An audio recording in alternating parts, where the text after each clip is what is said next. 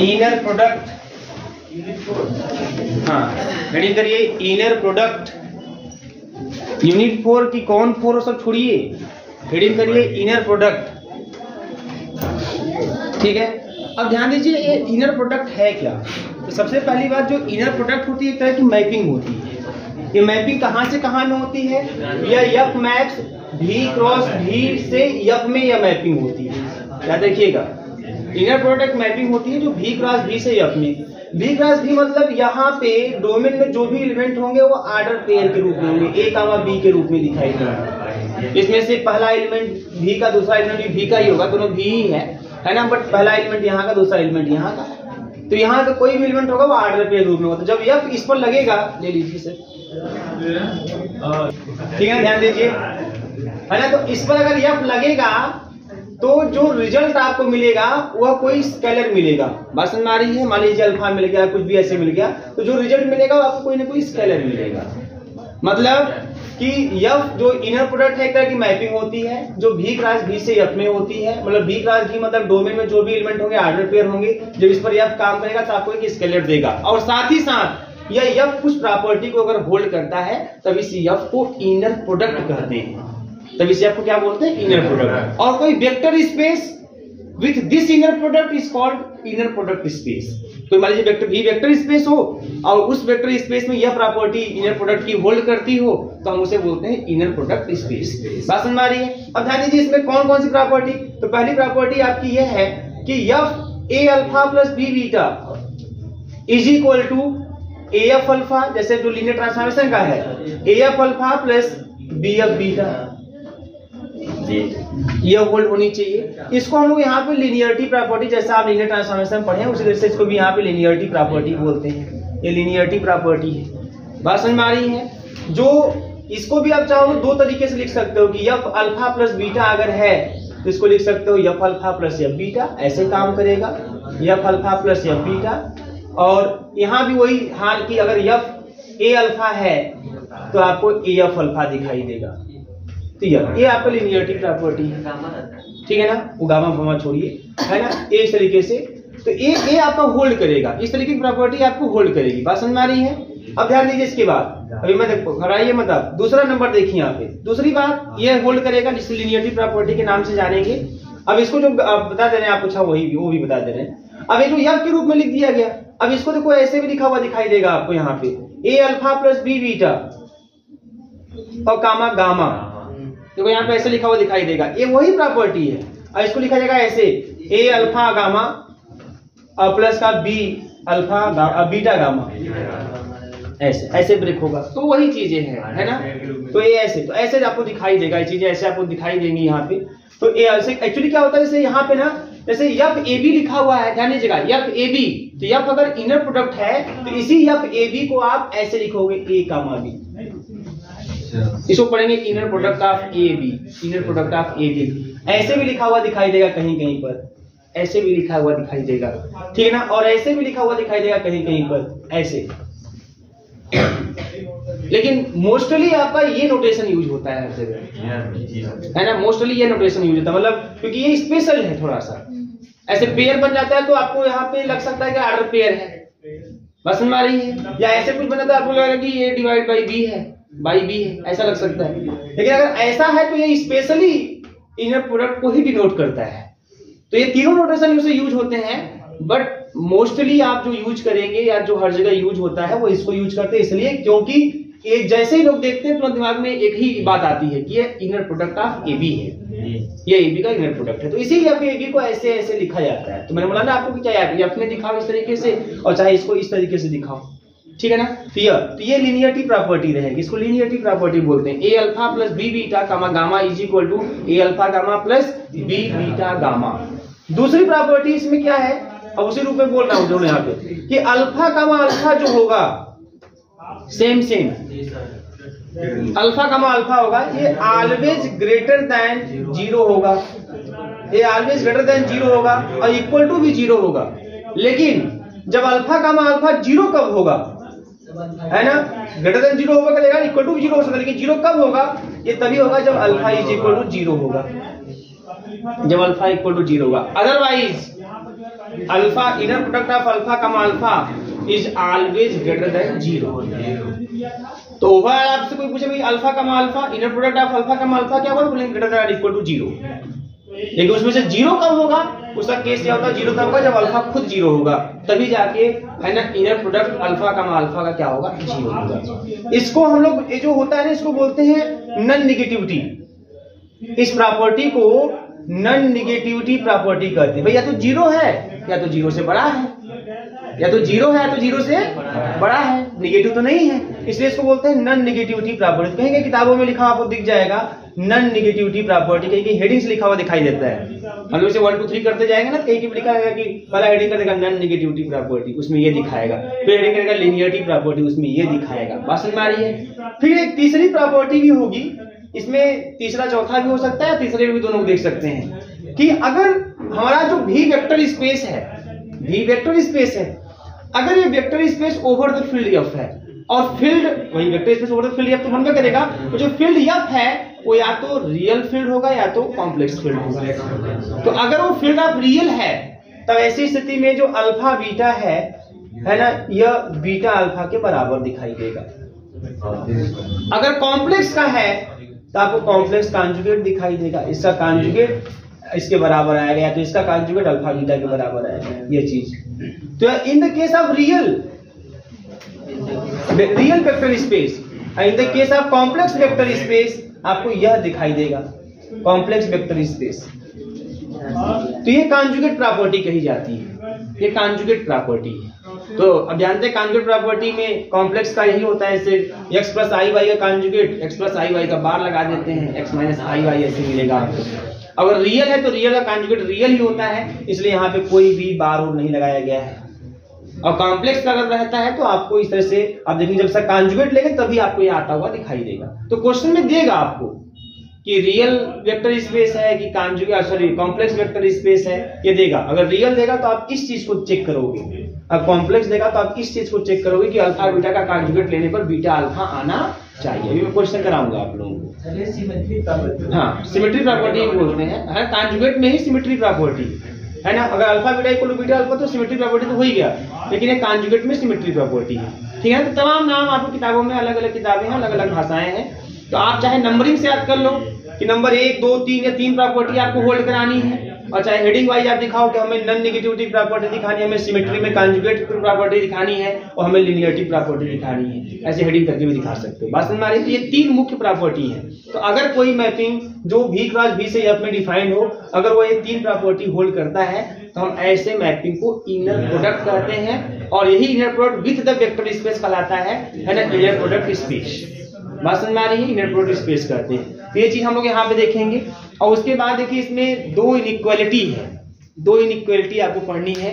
एक पढ़ना है आपको श्वार्ट्ज इनइक्वालिटी, एक पढ़ना है बेसल्स इनइक्वालिटी। और गारंटी एक एग्जाम में आपके आएगा, गारंटी आएगा, हमेशा आता है ना, श्वार्ट्ज इनइक्वालिटी, बेसल्स इनइक्वालिटी। और एक टॉपिक इसमें पढ़ना है ग्राम श्मिट ऑर्थोगोनलाइजेशन प्रोसेस, ठीक है।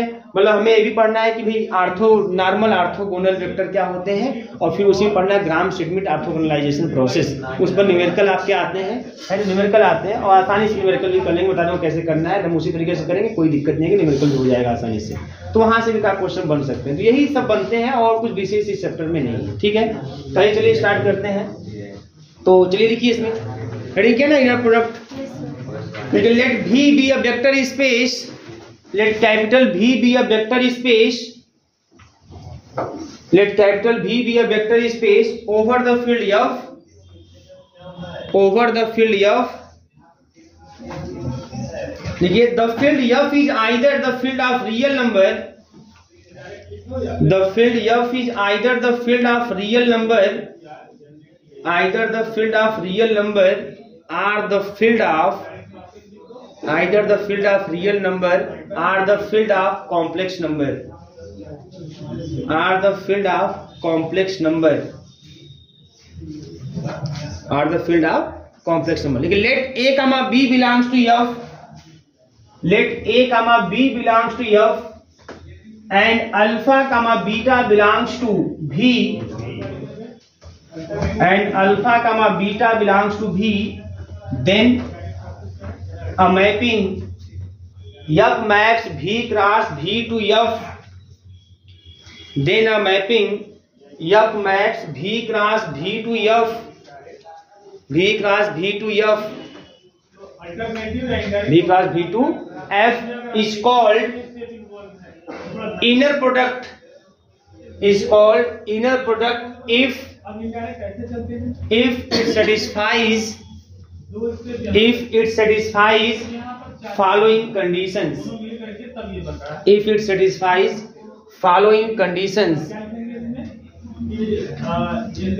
it satisfies following conditions. तो पहला कंडीशन यहाँ पे दिखा देते हैं। यहाँ पे पहला है ना, मैं हेडिंग से ही करवाता हूँ, नंबरिंग से करवाता हूँ।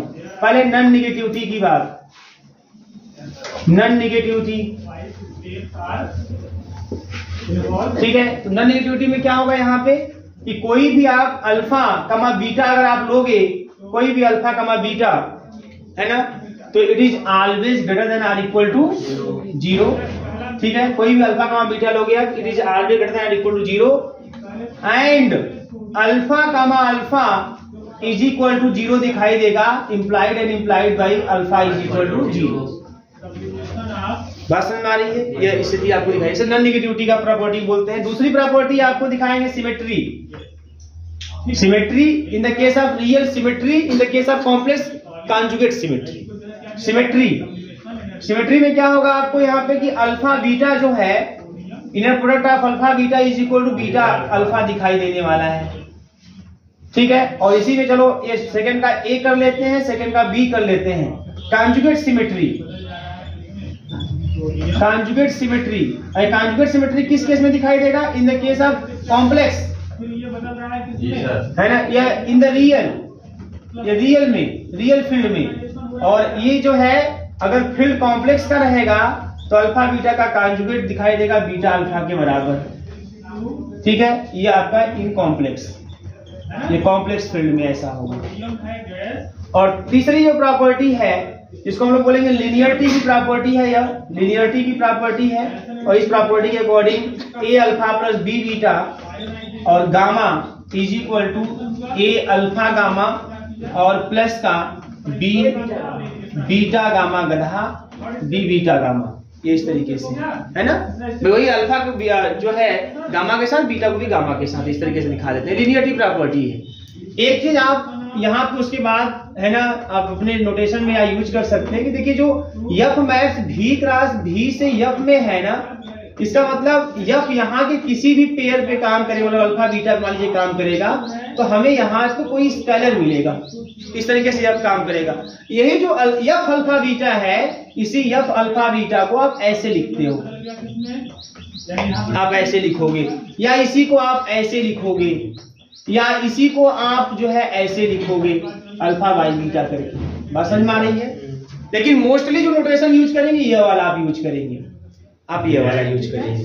तो अब हर बार जैसे लगेगा किस पर, v क्रॉस v के एलिमेंट पे यफ लगेगा, तो जो जब मैं लिखूंगा अल्फा बीटा, इसका मतलब क्या है? इसका मतलब यह है कि यफ लग रहा है अल्फा कामा बीटा पर, यह चीज होगा, यफ लग रहा है अल्फा कामा बीटा पर, तो उसको हम बार बार यफ नहीं लिखेंगे, यहाँ नोटेशन यह वाला यूज करते हैं। इसका मतलब हो गया यफ किसको लग रहा है? अल्फा कामा बीटा। तो ये जो आएगा ना, इसका जो भी रिजल्ट आएगा, इसका जो भी रिजल्ट आएगा वो कोई ना कोई स्केलर आएगा, क्योंकि ये मतलब यफ अल्फा बीटा याद रखिएगा हमेशा, ठीक है ना।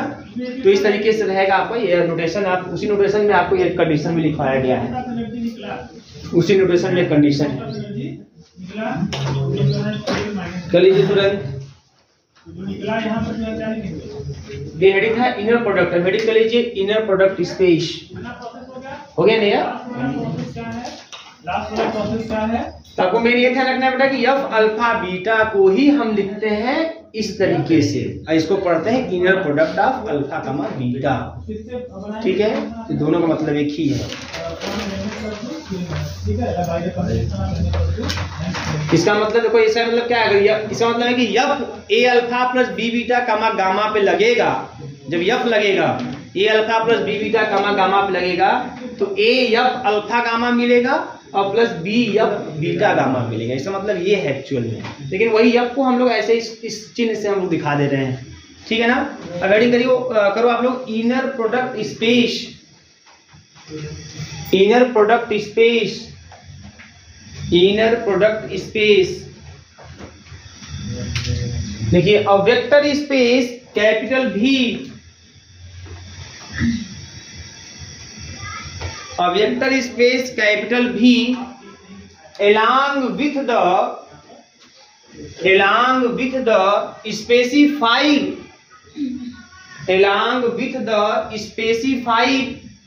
inner product, स्पेसिफाइड विशेष रूप से, along with the specified inner product is called inner product space, is called inner product space। मतलब कोई वेक्टर स्पेस है तो किसी न किसी फील्ड के ऊपर डिफाइन होगा। अगर उसी वेक्टर स्पेस में अगर इनर प्रोडक्ट की प्रॉपर्टी अगर होल्ड कर जा रही है तब उस वेक्टर स्पेस को बोलेंगे इनर प्रोडक्ट स्पेस बोलेंगे। बात समझ में आ रही है?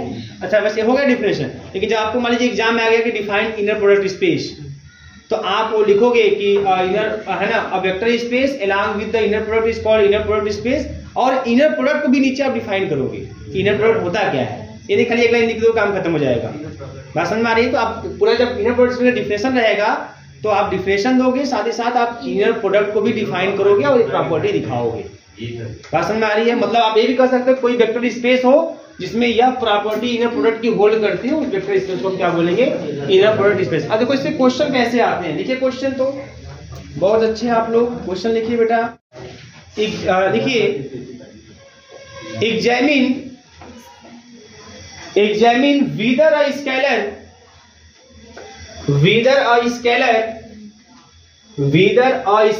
alpha comma beta, whether a scalar alpha comma beta, कैसे लिखा हुआ अल्फा कमा बीटा? ऊपर लिखा हुआ है alpha comma beta defined as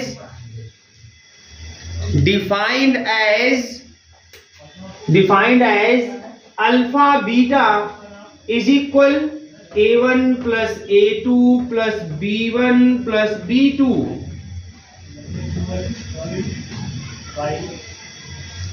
ठीक है, b1 plus b2 is an inner product or not, is an inner product or not on V2C,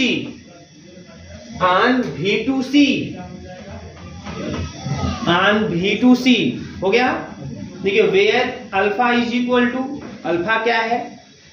where alpha is equal to alpha 1 comma alpha 2, alpha 1 comma alpha 2, beta is equal to beta 1 comma beta 2, alpha is equal to alpha 1 comma alpha 2, beta is equal to beta 1 comma beta 2।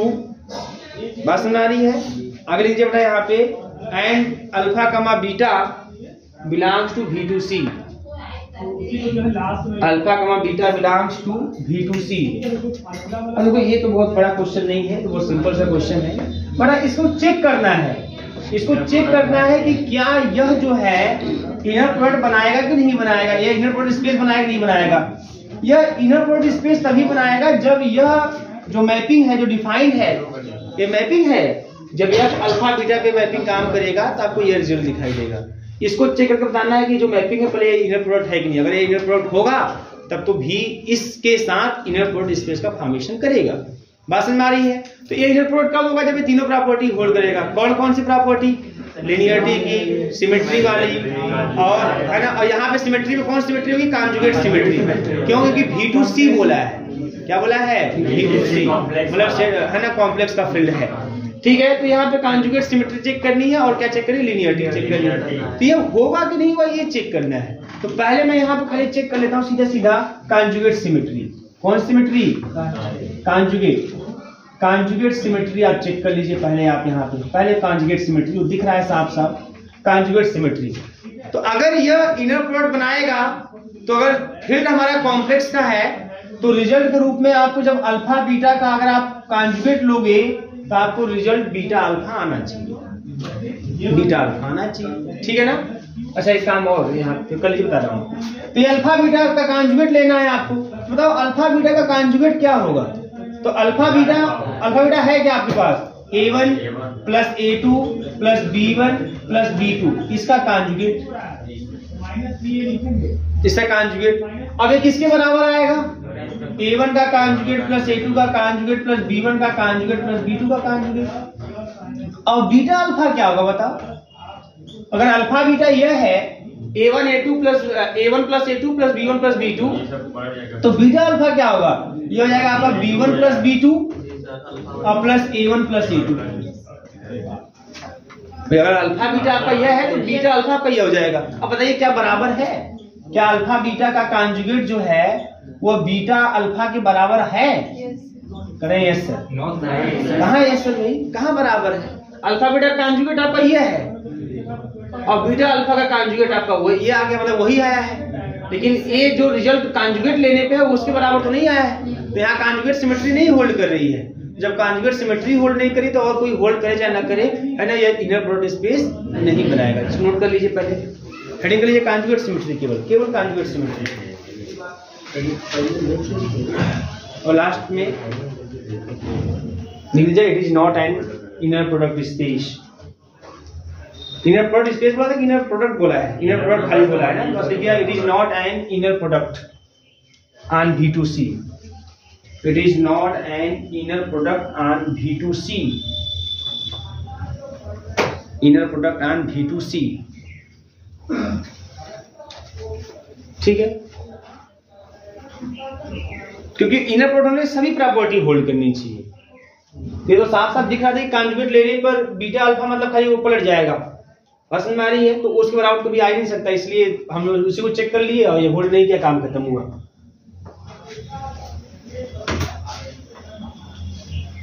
अभी question लिखिएगा आप, अभी पूरा question में जो hold करता है उसको दिखाता हूं आपको करके।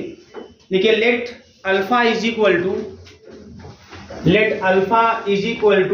A1 comma A2, A1 comma A2। अगला क्वेश्चन है let alpha is equal to A1 comma A2, beta is equal to B1 comma B2 and an element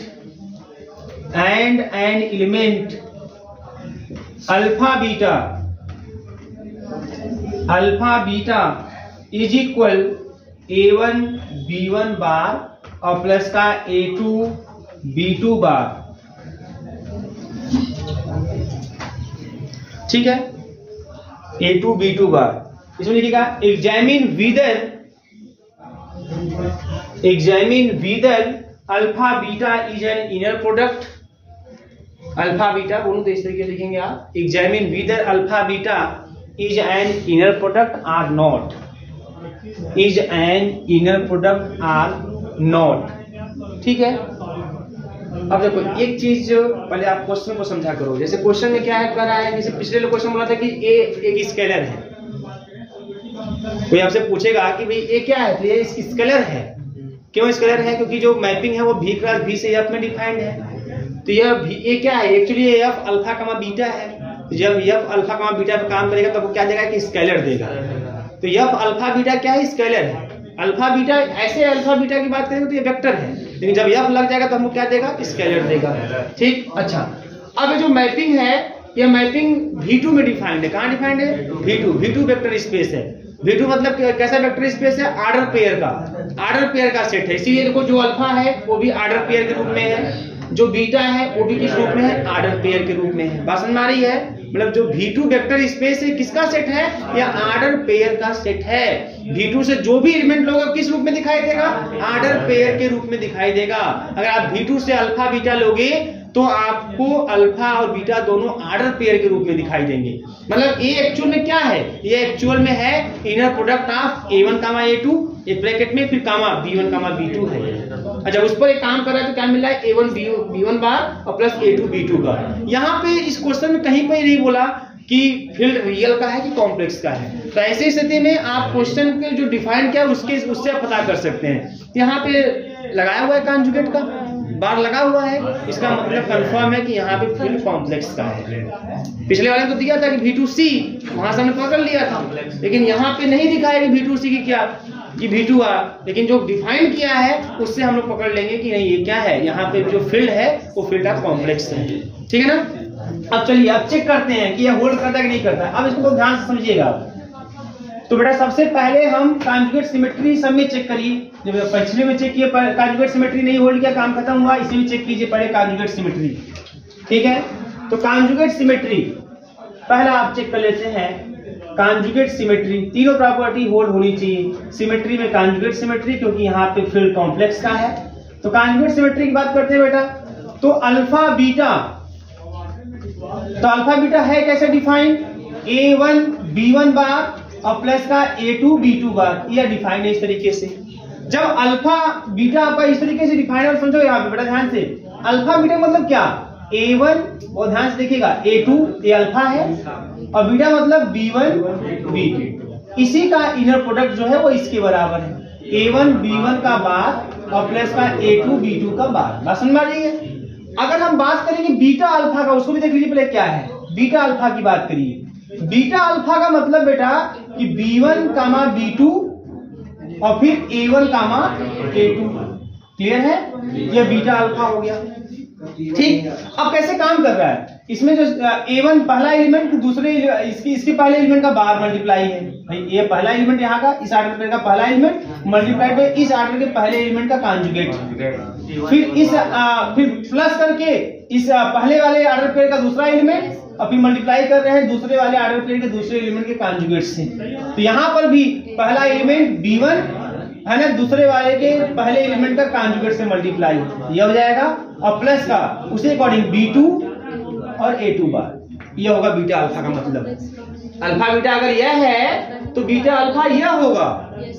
अब चलो हम देखते हैं कि अल्फा बीटा का कॉन्जुगेट क्या बीटा अल्फा के बराबर आता है, इसको देखते हैं। तो अल्फा बीटा है कैसे भाई, inner product of alpha beta define कैसे है, A1 B1 का बार और प्लस A2 B2 का बार, ऐसे डिफाइन है ना। अब इस पूरे का कॉन्जुगेट, इस पूरे कॉन्जुगेट कैसे लगेगा, ये पर दोनों बढ़ जाएगा है ना। तो A1 B1 का बार टोटल के ऊपर बार और प्लस A2 B2 का बार टोटल के ऊपर, इस तरीके से। अब बार को ऑपरेट करिए, A1 पे लग जाएगा और B1 का बार फिर बार, B1 का कॉन्जुगेट फिर कॉन्जुगेट, तो वही आता है, किसी कॉम्प्लेक्स का कॉन्जुगेट लेते हैं फिर वही लेंगे तो वही आएगा, फिर B1 हो जाएगा और यहाँ पर A2 का बार और ये B2 हो जाएगा। और ये क्या है, ये बीटा अल्फा है, मिला लीजिए है ना, B1 A1 का बार, B1 A1 का बार प्लस B2 A2 का बार, इसका मतलब कॉन्जुगेट सिमेट्री होल्ड कर गई।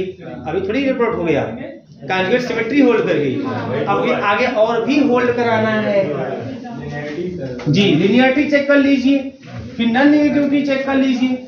आइए लिनियरिटी प्रॉपर्टी चेक करते हैं, लिनियरिटी प्रॉपर्टी चेक करते हैं, आइए ध्यान दीजिए।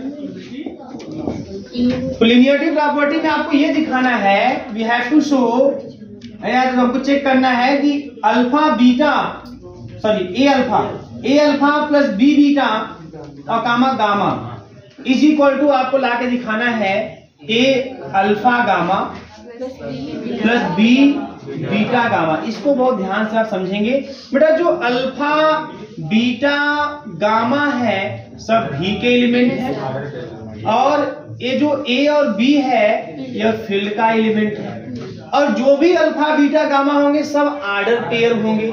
अगर अल्फा A1 A2 है, बीटा B1 B2 है, तो गामा भी C1 C2 होगा, क्योंकि जो भी इस V में होंगे वो सब order pair, V order pair का सेट है। V2 है ना, V2 मतलब आर्डर पेयर का सेट है ना। ये मैं लिख देता हूँ V2 ताकि आपको आराम से समझ जाए। तो चलो हमको इसको इसके बराबर दिखाना है।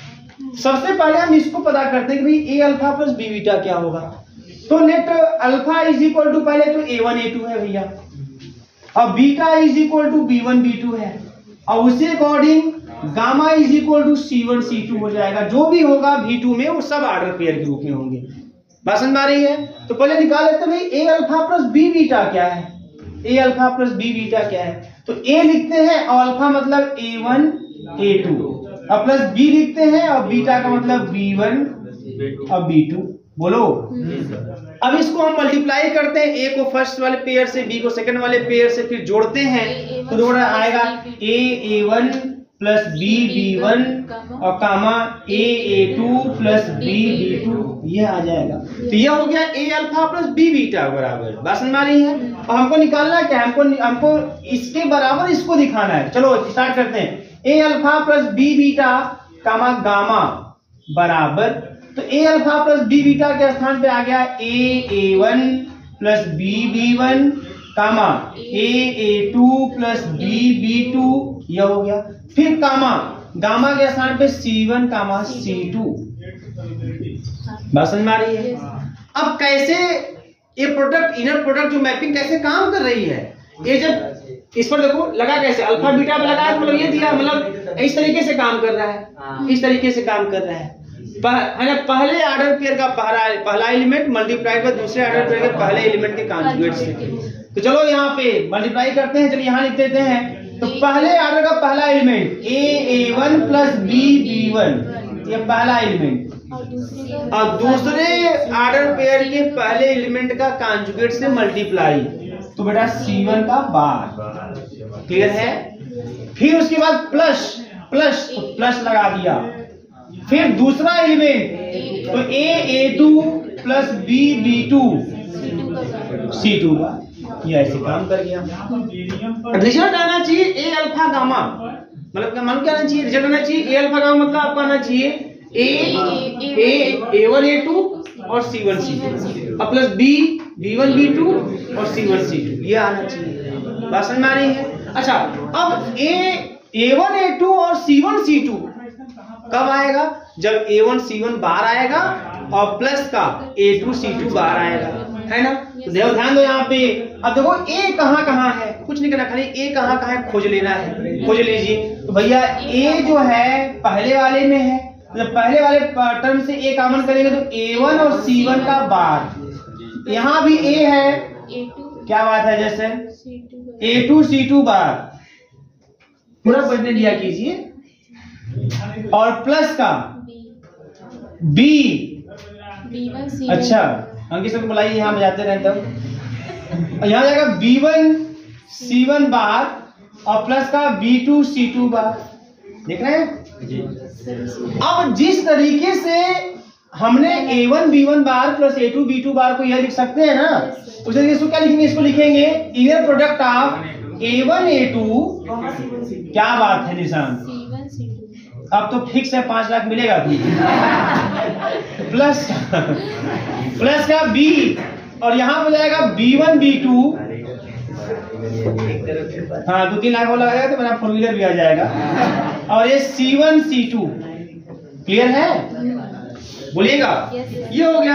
अब A क्या है एक्चुअल में, भाई ये अल्फा है और ये गामा है, और ये B, ये क्या है, ये बीटा है और ये गामा है। लिनियरिटी प्रॉपर्टी हो गई, ठीक है ना?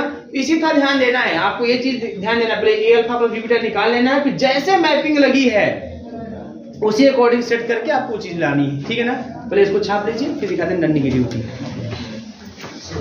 नॉन नेगेटिविटी की बात करते हैं। नॉन नेगेटिविटी इसमें दिखाते हैं कि अल्फा का alpha is always greater than equal to 0 and alpha का alpha is equal to 0 if and only if alpha is equal to 0। ठीक है, ये दिखाते हैं।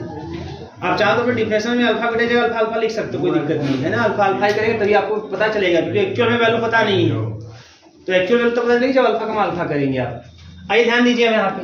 अब इसको कैसे दिखाएंगे, बहुत सिंपल से। पहले तो भाई अल्फा अल्फा होगा क्या, तो अल्फा का मतलब A1 A2 और फिर अल्फा का मतलब क्या निशान A1 A2, और जैसा मैपिंग है लगा दीजिए A1 का बार और प्लस फिर A1 A2 और A2 का बार हो जाएगा ना। अब A1 और A1 का बार मतलब Z बार, मतलब मॉड Z का स्क्वायर, तो मॉड A1 का स्क्वायर और मॉड A2 का स्क्वायर। अब किसी का मॉड का स्क्वायर कर दें, है ना, तो ये पूरा पूरा क्या आएगा, ये पॉजिटिव ही आएगा, ग्रेटर इक्वल टू 0 ही होगा। बात समझ में आ रही है, यही ना होगा। अब अल्फा, लेट अल्फा का अल्फा इज इक्वल 0, तो इसको 0 मान लेते हैं। बात समझ में आ रही है। अब दिखाएंगे कि अगर 0 है तो तभी 0 होगा जब अल्फा क्या होगा, 0 होगा। अब देखो यहाँ से, अब ये 0 हम मान लेते हैं, तो इसकी वैल्यू कितनी आ गई, इसकी वैल्यू देखो ये आ गई, मॉड A1 का स्क्वायर और प्लस मॉड A2 का स्क्वायर, यह 0, यह भी स्क्वायर, यह भी स्क्वायर, है ना, और दोनों का सम 0 है। ऐसा तभी हो सकता है जब अपने स्थान पे A1 का स्क्वायर भी 0 हो और A2 का स्क्वायर भी 0 हो, है ना। और ये 0 कब हो सकता है? जब A1 0 हो। बस समझ आई ना। और यहां से A 0 कब होगा? जब A2 0 हो। A2 0 तो A1 भी 0 A2 भी 0। इसका मतलब कि जो A1 कामा A2 होगा वो होगा 0 कामा 0, मतलब 0 होगा, मतलब 0 होगा। तो A1 A2 है क्या? मतलब अल्फा है, मतलब अल्फा 0 होगा। तो अल्फा का अल्फा 0 तभी होगा जब अल्फा क्या होगा? 0। बस समझ में आ रही है। ये चीज रिवर्स गेयर में भी लगा सकते हैं आप, है ना, दोनों तरफ चलेगा, इंप्लाइड एंड इम्प्लाइड चलता है। नोट कर लीजिए, इनर नेगेटिविटी का केस है। वहां डिफिनेशन में आप जो लिखे हैं नेगेटिविटी अल्फा बीटा लिखे हैं ना, वहां अल्फा का अल्फा लिख दीजिएगा। अल्फा का अल्फा ग्रेटर इक्वल टू 0, क्योंकि वैल्यू में पता नहीं तो वैसे ही चेक करते हैं, अल्फा का अल्फा पे चेक करते हैं। क्वेश्चन लिखिएगा verify that a scalar, verify that a scalar alpha beta, verify that a scalar alpha beta. समझ में आ रहा है क्यों इसको स्केलर बोल रहे हैं? हाँ, 50% लोग गायब हो जाते हैं खाली कि इसको स्केलर काहे बोला जा रहा है, ये आप समझते हैं भाई। ये एक्चुअल में है क्या? ये एफ अल्फा बीटा है ना।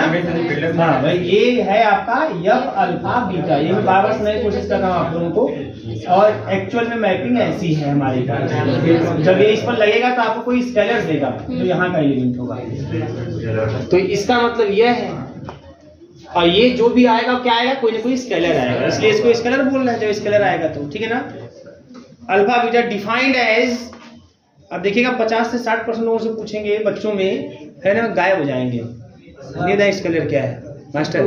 फी है और या फिर उसके फी लेते हैं, फील्ड का एलिमेंट वही लेते हैं अल्फा बीटा ना। तो फी है और ऐसा फील्ड का एलिमेंट अल्फा बीटा, जैसे तो फी क्रॉस फी है, वेक्टर स्पेस है, तो उसका तो वही वो होता है, फील्ड होता है, तो हाँ, उसी फील्ड का लेते हैं। हाँ, vector space over the field बनता है, तो जो प्रॉपर्टी तो वो होल्ड होगा करेगा। अगर जैसे V2 है, V2 वेक्टर स्पेस है, तो जो अल्फा इज इक्वल टू आपने A1 A2 लिखा तो A1 A2 फील्ड का ही एलिमेंट है, यही ना कहना चाहते हो तुम, है ना। बीटा जो B1 B2 है, B1 B2 फील्ड का एलिमेंट है। हाँ, वही चीज है। तो उसमें इससे क्या मतलब हो गया? वही सोच रहे थे वेक्टर नहीं हो सकता उसमें, जैसे वेक्टर होता है इसमें। हाँ, तो अब इसे A1 A2 अपने स्थान पे तो स्केलर है, लेकिन जब A1 का A2 बन गया, वो जो ऑर्डर पेयर है वो अपने आप वेक्टर हो गया, वो वेक्टर हो जाएगा, ठीक है ना। तो ये सब तो पहले ही सोच लेना चाहिए था भाई, तो सोच रहे हैं, ठीक है, कम से कम सोच रहे हो, बहुत अच्छी बात है। लिखिए defined as alpha beta is equal to inner product of alpha beta is equal to A1 B1 minus का A2 B1 माइनस का A1 B2 प्लस का 2A2 B2, ठीक है। छाप लेना है आप लोग। A1 B1 माइनस का A2 B1 माइनस का A1 B2 प्लस का 2A2 B2, where A1, A2, B1, B2 belongs to R मतलब field of real, where A1, A2, B1, B2 belongs to R, alpha is equal to A1, A2, alpha क्या है? A1, A2, beta is equal to B1, B2, beta is equal to B1, B2 and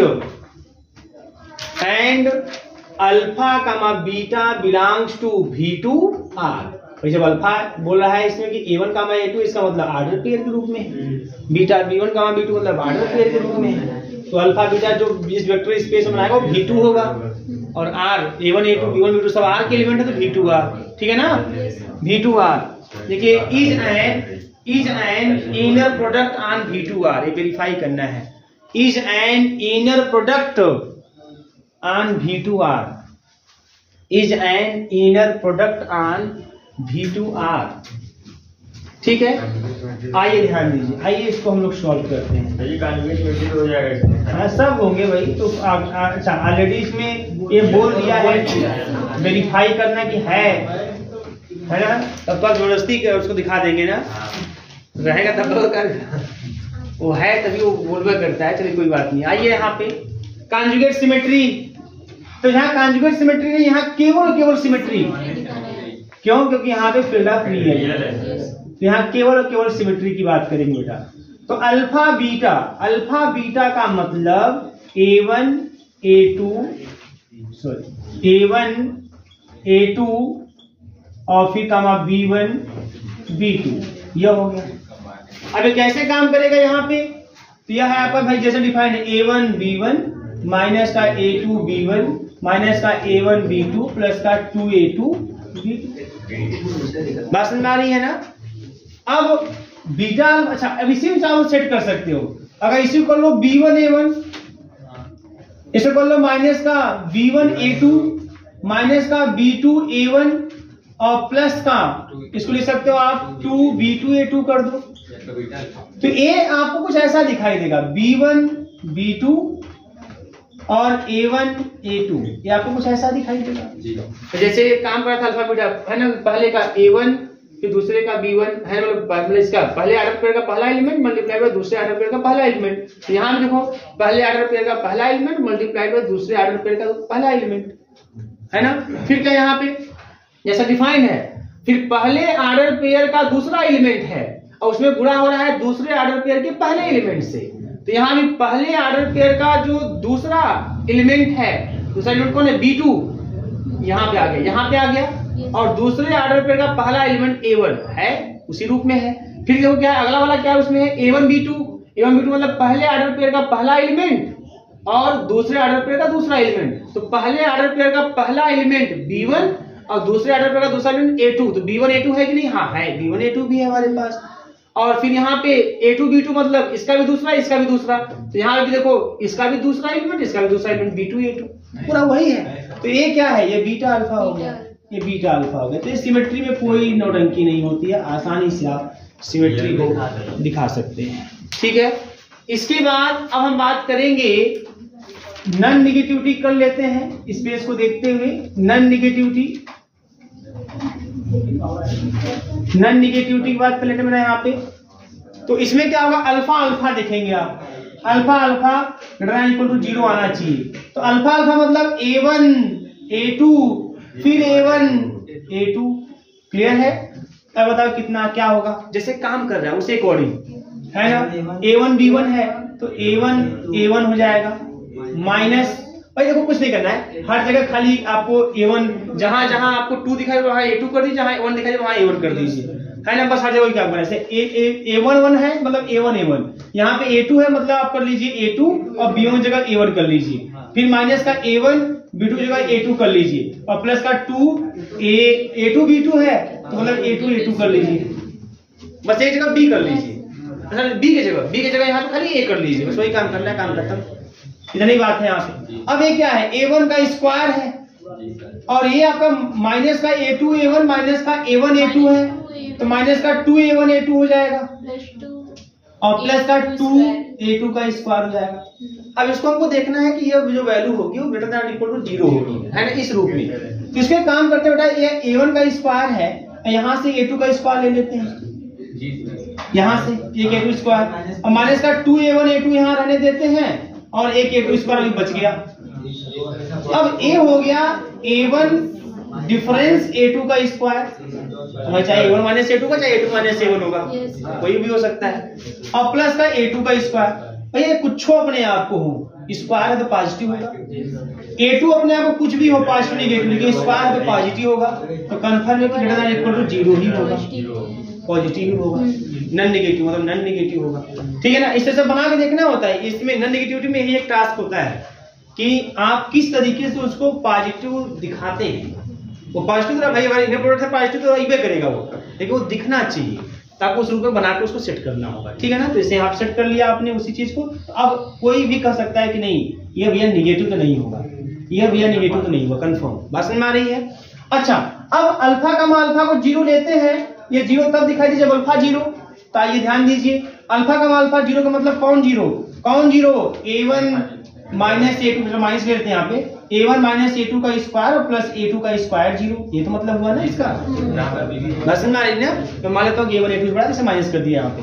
अब ध्यान दीजिए इसके condition में यह भी square है, यह भी स्क्वायर के रूप में है और दो स्क्वायर का समय से x square plus y square is equal to 0, इसका मतलब x is equal to 0 and y is equal to, है ना, यहाँ पे केवल एक ही सलूशन मिलता है।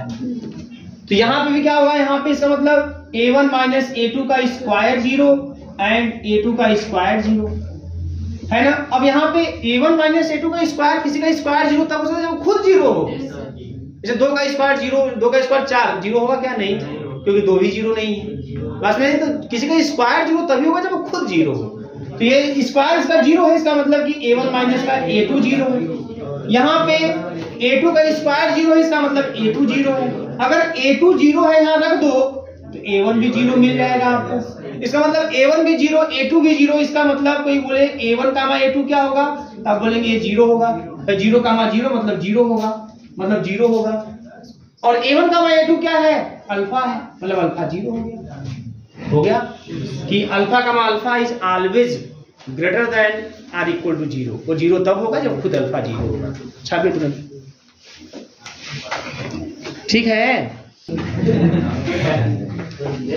इनको लग रहा होगा कि वो हमसे ज्यादा समझदार हैं, इनकी गलती है, इनको समझ नहीं आ रहा। लेकिन आगे लिनियरिटी की बात करते हैं।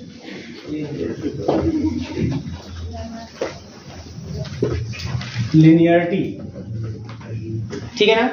तो पहली बात तो देखो सबसे सिंपल कि आप पहले ए अल्फा प्लस बी बीटा को निकाल लो, है ना। तो ए अल्फा प्लस बी बीटा, बेटा ए अल्फा का मतलब a1 a2 और b और बीटा का मतलब b1 b2। क्लियर है ना। तो सब याद रहना चाहिए आप लोगों को, बहुत तेज है आप लोग। a1 प्लस b b1 और कामा a2 प्लस b b2 हो गया इस तरीके से, ठीक है। अब प्रिंस a alpha plus B beta और कामा गामा। तो ए alpha plus B beta a1 plus b b1 और कामा a2 प्लस b b2 और कामा गामा मतलब c1 कामा c2। क्लियर। अब मैपिंग कैसे काम कर रही है ना, कैसे काम कर रही है भैया, कि जब अल्फा बीटा जो डिफाइन ऐसे है, अल्फा बीटा का मतलब हो गया a1 a2 और b1 b2, और जब इस पर एक काम कर रहा है तो क्या मिलेगा, यह आपको दिया है ना a1 b1 minus a2 b1 minus a1 b2, ये है ना, प्लस 2 a2 b2, ऐसे डिफाइंड है। तब उसी अकॉर्डिंग इसको सेट करिए। इसको मान लीजिए कि है पूरा a1 है, a पूरा a2 है, a b1 है, b2 है, बस ये तो काम करना है आपको। ये आपका तो समझ लो a1 है, ये आपका a2 है, ये b1 है और ये b2 है, बस ये उठा कर छाप दो। दिमाग को जोड़ और कम पड़ेगा आप लोगों को, है ना। ये पहला दूसरा तीसरा कैसे बुला रहा है, कोई बात तो नहीं है, छाप दो उठा के, समझ में आ रहा है ना। तो देखिए a1 के स्थान पे यह बस छापिए a1 प्लस b b1 और इंटू b1 का स्थान पे यहाँ c1 है, माइनस का a2 के स्थान पे a2 प्लस b b2 है, और फिर b1 c1 है, minus a1 plus b b1 और फिर b2 मतलब c2 है, और प्लस का 2a2 मतलब a2 प्लस b b2 है, और फिर b2 मतलब c2 है। ये क्या तेज लिखे आप लोग, देखिए कितना तेज लिखे। अब सब में से a कॉमन करिए, पहले टर्म में से जब a कॉमन करेंगे मिलेगा a1 c1 माइनस का यहां से मिलेगा a2 c1, यहां से मिलेगा a1 c2, यहां से मिलेगा 2a2 c2। हो गया a कॉमन सब में से पहले टर्म से। सब में इसके सबके दूसरे टर्म से b कॉमन कर लीजिए, b1 c1 माइनस का b2 c1 minus b1 c2 और प्लस का 2b2 c2। बात समझ आ रही है। यहाँ पे a हो जाएगा, और ये क्या है कि एक्चुअल में a1 a2 और c1 c2 है, और प्लस का b, ये क्या है यहाँ पे b1 b2 और c1 c2 है। तो यहाँ